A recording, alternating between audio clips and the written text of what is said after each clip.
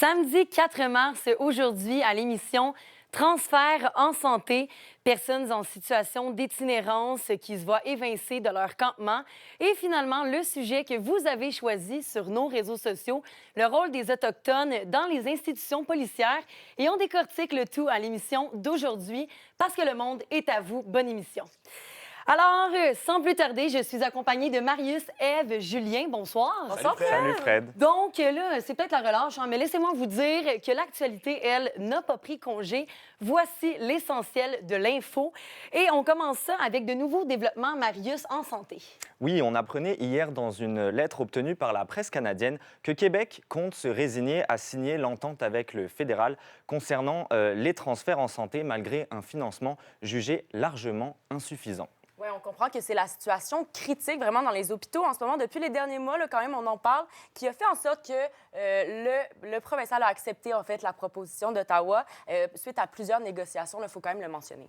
Oui, puis dès mercredi, Justin Trudeau, il disait qu'il était confiant de s'entendre très bientôt avec Québec pour un accord, alors qu'on voit qu'à peine 3 jours plus tard, c'est fait. Québec, c'était la seule province qui ne s'était pas encore entendue avec Ottawa pour le dossier des transferts en santé. Puis maintenant, il reste les 3 territoires à s'entendre avec Ottawa. Donc, l'entente devrait être ratifiée par tout le monde sous peu.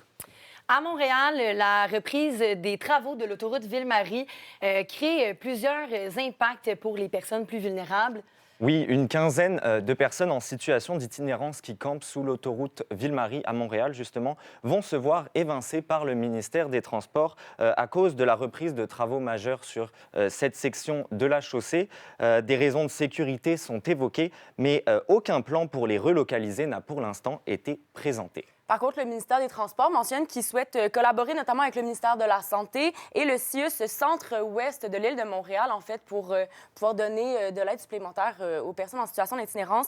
Et la Ville de Montréal déploie également des agents socio-communautaires pour rediriger les services vers des services de relocalisation, finalement. Puis l'itinérance, on en parle beaucoup à Montréal en ce moment, notamment, on se rappelle, il y a quelques semaines, le magasin Archambault dans le quartier latin qui a annoncé qu'il fermait ses portes, notamment en raison du climat social dans le quartier. Mais c'est pas un enjeu que montréalais. Il y a de plus en plus de villes en région aussi qui doivent composer avec l'enjeu de l'itinérance. Je pense à Saint-Jean-sur-Richelieu. On nous dit qu'avant la pandémie, il y avait à peu près 1 ou 2 personnes en situation d'itinérance, dis-je bien, dans cette ville-là. Puis en décembre dernier, il était rendu à peu près 81, selon ce que nous rapportait la presse. On peut également voir des exemples semblables à Victoriaville ou Saint-Jérôme. Donc c'est un problème que vous, partout au Québec, vous vivez dans vos municipalités. Merci beaucoup à vous trois. D'ailleurs, c'est un sujet, l'itinérance, que l'on va aborder cette semaine dans notre balado que vous pourrez retrouver au cube.ca. Mais là, aujourd'hui, on a aussi la chance de recevoir un invité et il porte plusieurs chapeaux. Il est enseignant en histoire, chroniqueur télé, radio, conférencier. Mais nous, aujourd'hui, on le reçoit parce que c'est un spécialiste en politique américaine. Monsieur Luc Laliberté, bonsoir. Merci beaucoup d'être avec nous. Moule, c'est un plaisir. Donc, d'entrée de jeu, on a les États membres de l'ONU qui se sont réunis hier. Ça fait 2 semaines qu'ils ont plusieurs discussions à New York. Puis là, ils semblent s'approcher d'un accord de traité pour protéger justement la haute mer. Puis les États-Unis, en fait, ont proposé sur la table 77 projets qui s'élèvent à 6 milliards de dollars.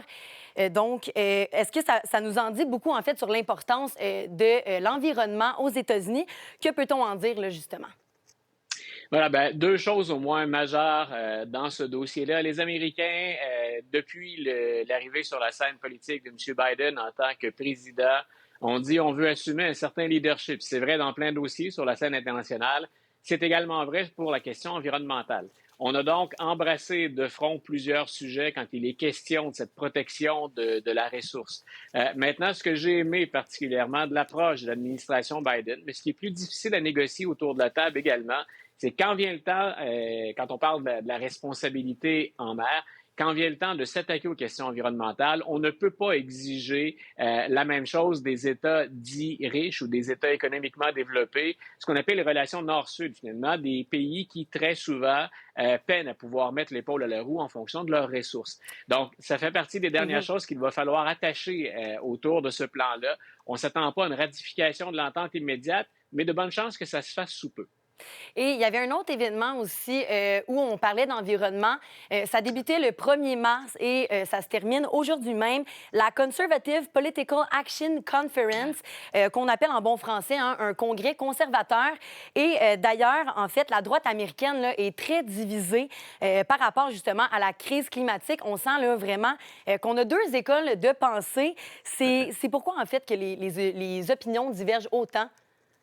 Il faut savoir déjà qu'à la CEPAC, c'est ce fameux rassemblement des conservateurs qui sont beaucoup des républicains aussi, il faut savoir qu'ils sont touchés par les mêmes divisions que l'ensemble du mouvement conservateur aux États-Unis et l'ensemble du Parti républicain.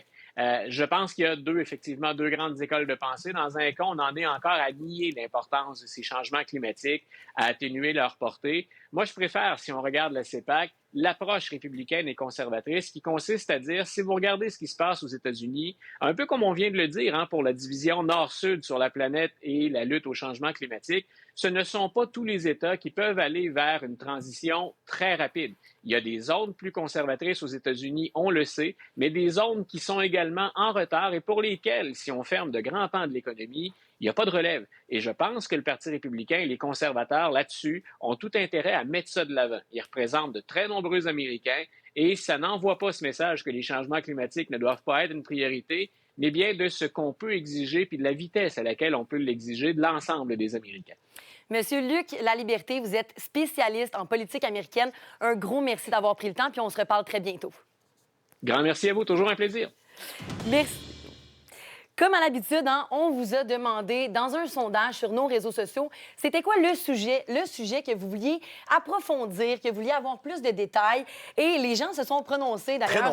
Très nombreux. Mais il y a beaucoup nombreux. de gens qui nous ont parlé d'environnement aussi, puis c'est pour ça qu'on a parlé spécifiquement d'environnement avec les voilà.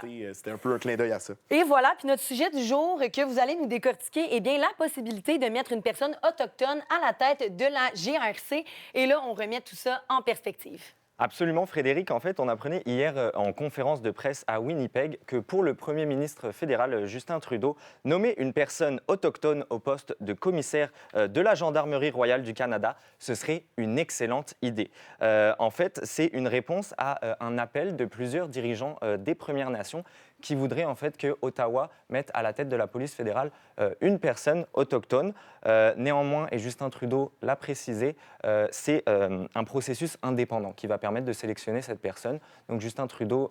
C'est pas sa responsabilité. C'est pas lui qui va décider, mais pour lui, c'est une excellente idée. Puis ce serait une première, d'ailleurs. Il n'y a jamais eu de personnes autochtones Exactement. à la tête de cette institution-là. Et en fait, ça viendrait répondre à une problématique au sein de la GRC, parce qu'on sait que les relations entre la police fédérale et les Premières Nations, c'est pas toujours évident. Il y a eu des allégations de racisme systémique dans les dernières années. On a aussi plus récemment pointé du doigt en fait la gestion des enquêtes concernant la disparition et le décès de plusieurs femmes et filles autochtones au Canada.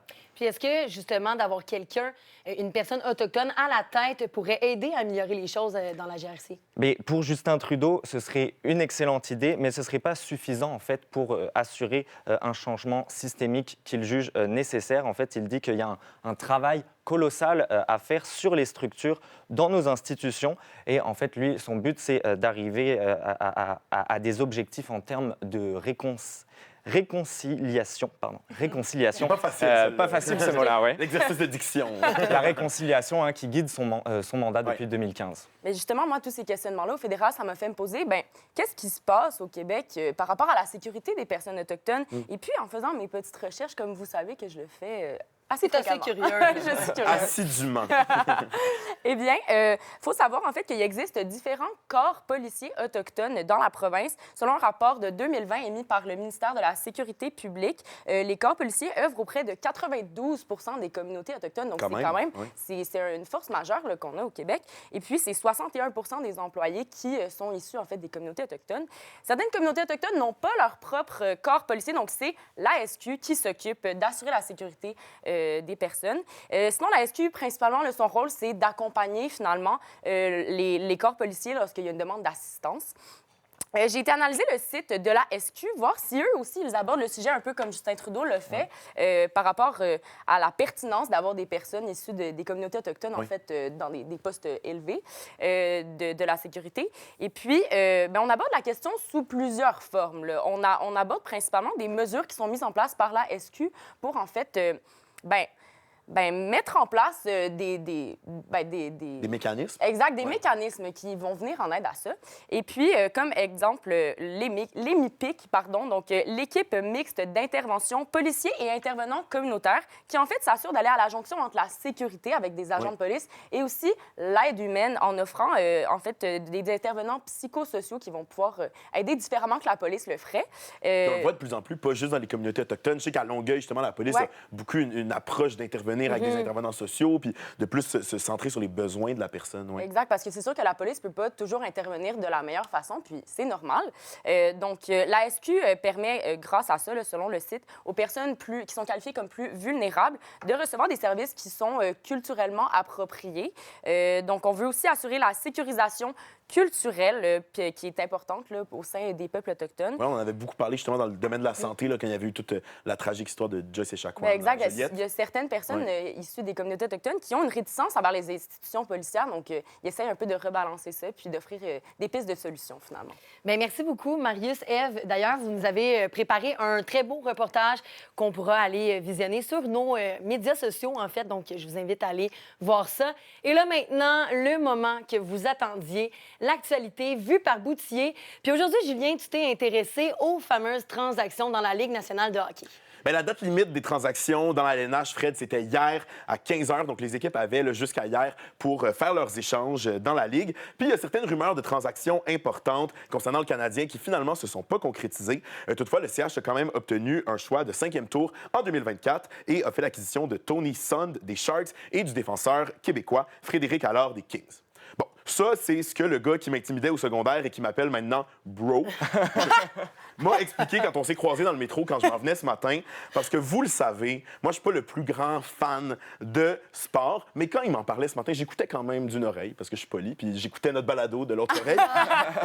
Et ça m'a fait me questionner sur l'impact humain de ces échanges-là, de ces déménagements successifs pour les joueurs. Imaginez, c'est comme si nous, là, l'équipe, on nous appelait cet après-midi, on répond au téléphone, puis on nous dit vous déménagez à Kansas City, vous allez faire votre émission là à partir de la semaine prochaine.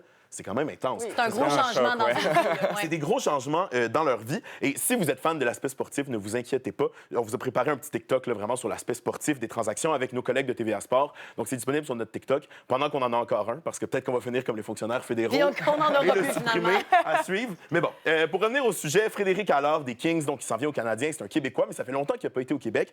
Donc, je me suis dit, je devrais lui faire un petit résumé de l'actualité récente du Québec pour pas qu'il soit trop dépaysé. Et pour pas qu'il soit trop dépaysé, justement, je vais lui faire à la manière d'un plan de match au hockey. Parce que, bon, on le sait, les gars de hockey, ils aiment ça, les plans de match. Donc, on vous en a dessiné un. Mon C'est pas Dieu, parfait, mais il y a eu un bon. petit Mais il effort est beau, quand je même. l'aime, moi. Il est beau. Donc, je lui explique un peu comment ça marche au Québec maintenant. S'il veut faire renouveler son permis de conduire, il est mieux de s'armer de patience. Parce qu'on le sait, cette semaine, il y a des très, très longues files à la SAAQ pour faire renouveler le permis de conduire. Ça s'en va jusqu'en zone offensive. Donc, on est mieux de s'armer de patience. Puis, il y a même un homme qui aurait attendu plus de 4 heures. Là, il y a des petits problèmes techniques. Hein? Bon. Dans un bureau Écoute, de la je m'en SAAQ occupe. à Laval. Il s'est effondré hier matin. Oui, on a vu Heureusement, il est correct maintenant.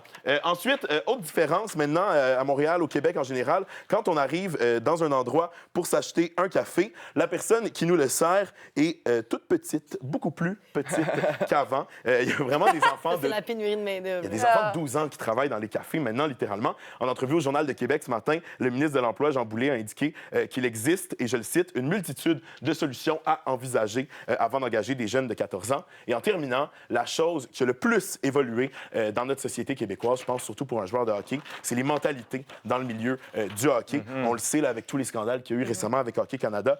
Est-ce que la masculinité toxique a enfin quitté le vestiaire? C'est la question à laquelle va notamment répondre le commissaire de la LHJMQ. François Legault a remis en question hier sa confiance envers lui. Il sera de retour bientôt en commission parlementaire.